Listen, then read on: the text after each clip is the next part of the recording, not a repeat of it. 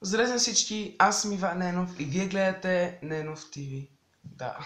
Днес ще отговарям на въпроси от Ask.fm, които вие сте ми задали и предизвикателства. Имам само едно предизвикателство, аз казах въпроси, но някой си, понеже всичките са анонимни, някой си ме е предизвикал да имитирам бахти големите ръки човек.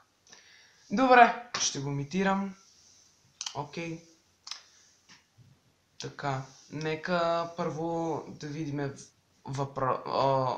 въпросите, да отговоря и някъде между въпросите или накрая ще направя предизвикателството да имитирам големите ръки. Окей.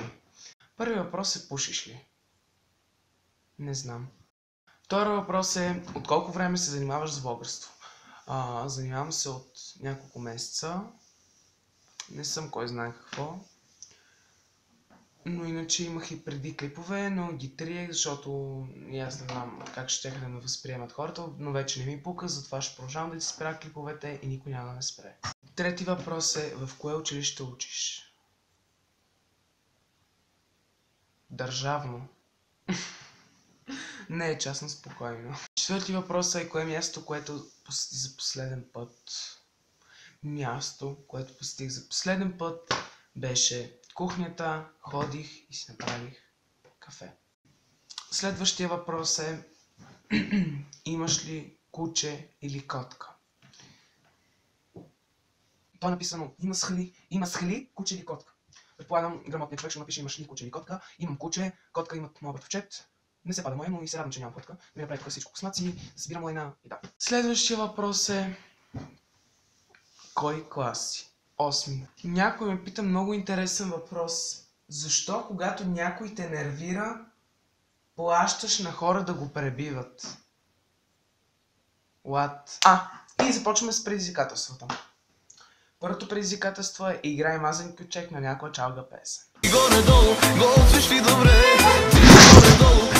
Следващото предизвикателство е от някой си Крис и ме предизвиква да имитирам големите ръки. Окей.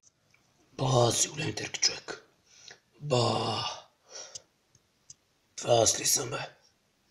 Скинерска работа и уродска. Уродска работа и уродска. Си големите ръки.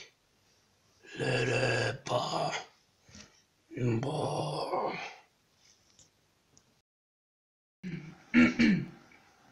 Това беше от мен. Ако ви е харесало, дайте пръст нагоре, абонирайте се за мен, харесайте задължително видеото, споделете го с приятели и чао! Бабо! Виж ли ми стинарските маратонки, а? Виж ли ми? Виждаш ли ми стинарските маратонки? Виждаш ли ми стинарската печка, бе? Виждаш ли ми стинарската печка, бе?